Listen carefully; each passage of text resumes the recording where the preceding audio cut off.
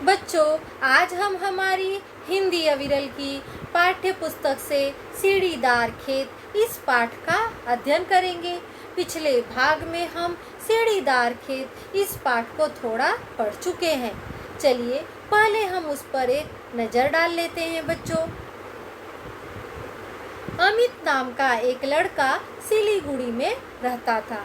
उसके पापा डॉक्टर होने के कारण बहुत व्यस्त रहते थे, जिस वजह से वे अमित को कहीं भी घुमाने नहीं ले जा पाते थे।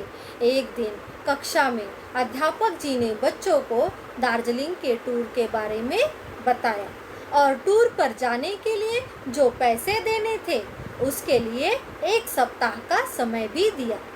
टूर शब्द अमित के लिए बहुत ही प्रसन्नता वाला था और उसके लिए वह अपने पापा से बात करना चाहता था। अमित के पापा जब क्लिनिक से आए और उसने पापा से टूर पर जाने की बात की तो पापा मान गए। बहुत ही बेसब्री से इंतजार करने के पश्चात वह दिन आ ही गया जिस दिन अमित को टूर पर जाना था। माँ ने गर्म कपड़े के साथ साथ खाने पीने का सामान भी अटैची में डालकर तैयार कर दिया।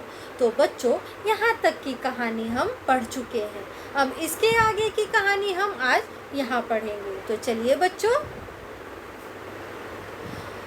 अमित अटैची लेकर पापा के पास जाकर खड़ा हो गया और पापा का हाथ पकड़कर प्यार से बोला, पापा प्लीज मुझे स्कूल छोड़ाइए, अगर देर हो गई तब मैं यहीं रह जाऊंगा।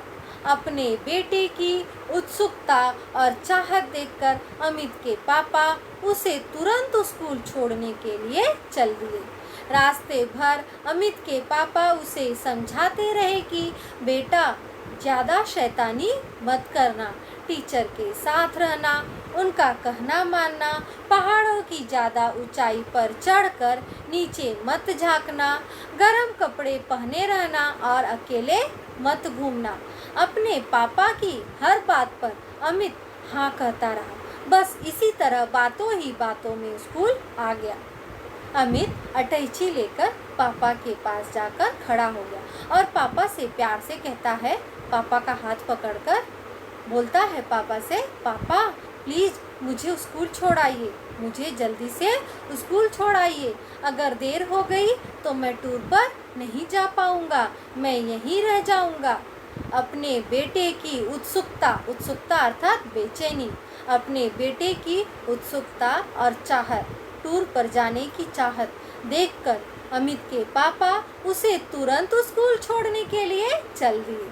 रास्ते भर अमित के पापा उसे समझाते रहे। जैसे आप लोग जब पिकनिक पर जब टूर पर जाते हो तो आपके माता पिता आपको समझाते हैं ना, उसी तरह अमित के पापा भी उसे समझाते रहे कि बेटा ज़्यादा शैतानी मत करना, ज़्यादा मस्ती मत करना, टीचर के साथ रहना, उनका कहना मानना, वो जैसा कहेंगी वैसा ही करना, पहाड़ों की ज़्यादा ऊंचाई पर चढ़कर नीचे मत झांकना, पहाड़ों पर चढ़कर नीचे की तरफ मत झांकना, गर्म कपड़े पहने रहना नहीं तो ठंड लग जाएगी और अकेले मत घूमना। अपने पापा की हर बात पर अमित हाँ कहता रहा। उसके पापा जितना कह रहे थे अमित हर बात पर हाँ कहता रहा। इसी तरह बातों ही बातों में स्कूल आ गया। चलिए बच्चों, इसके कठिन शब्द देखेंगे।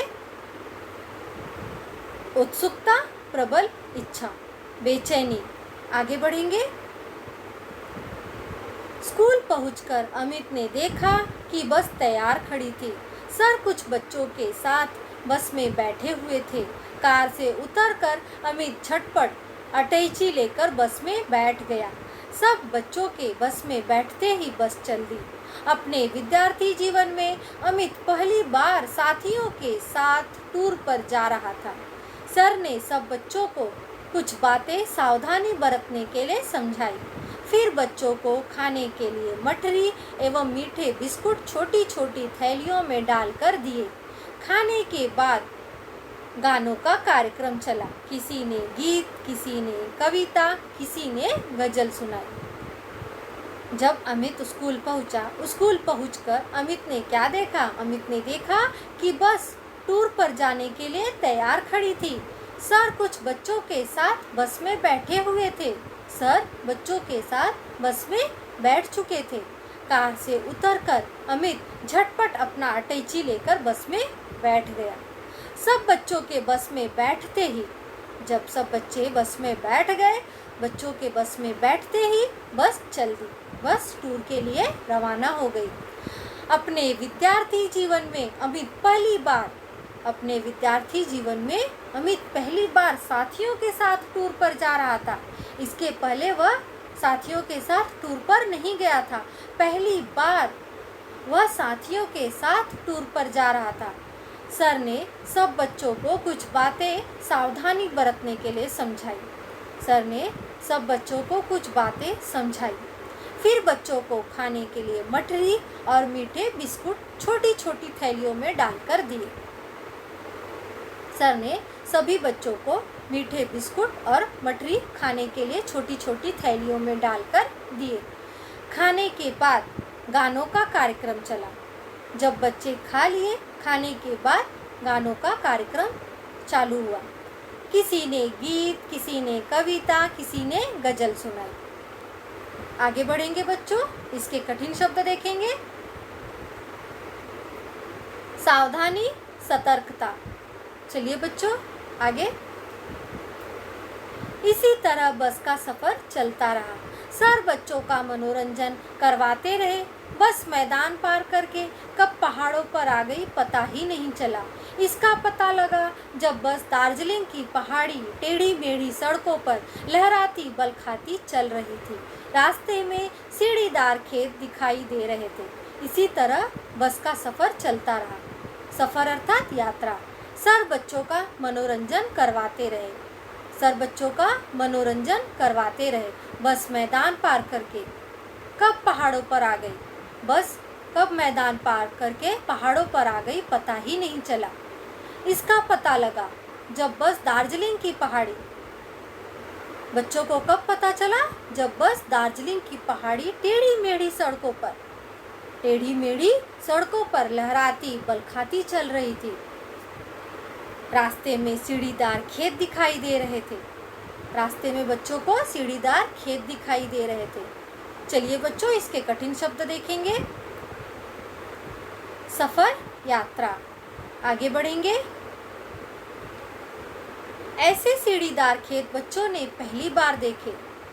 ऐसे हरे भरे खेत देखकर बच्चे उछल पड़े और सब एक साथ बोले, सर ये हरे भरे सीढ़ियों जैसे खेत किसके हैं? बच्चों ये चाय के बागान हैं। क्या चाय के, और वे भी हरे भरे? हाँ बच्चों ये सब चाय के बागान हैं। बच्चों ने ऐसे सीढ़ीदार खेत पहली बार देखे। बच्चों ने पहली बार देखे और ऐसे हरे भरे खेत देखकर बच्चे उछल पड़े। बच्चे खुश हो गए और सब एक साथ बोले, सर ये हरे भरे सीढ़ियों जैसे खेत किसके हैं? बच्चे एक साथ बोले कि सर ये हरे भरे सीढ़ियों जैसे खेत किसके हैं? सर ने क्या जवाब दिया? बच्चों ये चाय के बागान है। सर ने क्या कहा कि बच्चों ये चाय के बागान है। बागान अर्थात ये चाय के बगीचे हैं। क्या? बच्चों ने फिर पूछा कि क्या चाय के, और वे भी हरे भरे? बच्चों ने कहा कि क्या चाय के और वे भी हरे भरे?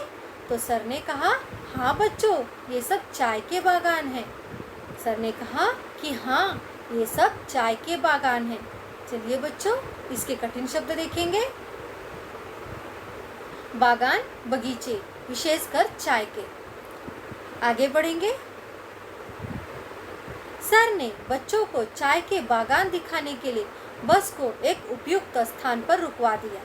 बस के रुकते ही बच्चे सावधानी से उतर गए और बड़े आश्चर्य से चाय के बागानों को देखने लगे। सबसे पहले दीपक ने प्रश्न किया, सर चाय की खेती इस तरह क्यों की जाती है? बेटा सर्वप्रथम इसके लिए धूपदार मौसम और पर्याप्त बारिश की जरूरत पड़ती है। सर ने बच्चों को चाय के बागान दिखाने के लिए, बच्चे जो है चाय के बागान देखकर बहुत ही खुश थे और उसके बारे में जानना चाहते थे। इसीलिए सर ने बच्चों को चाय के बागान दिखाने के लिए बस को एक उचित स्थान पर रुकवा दिया। उपयुक्त अर्थात उचित स्थान पर रुकवा दिया। बस के रुकते ही बच्चे सावधानी से उतर गए। जब बस रुक गई तो बच्चे सावधानी से बस से उतर गए।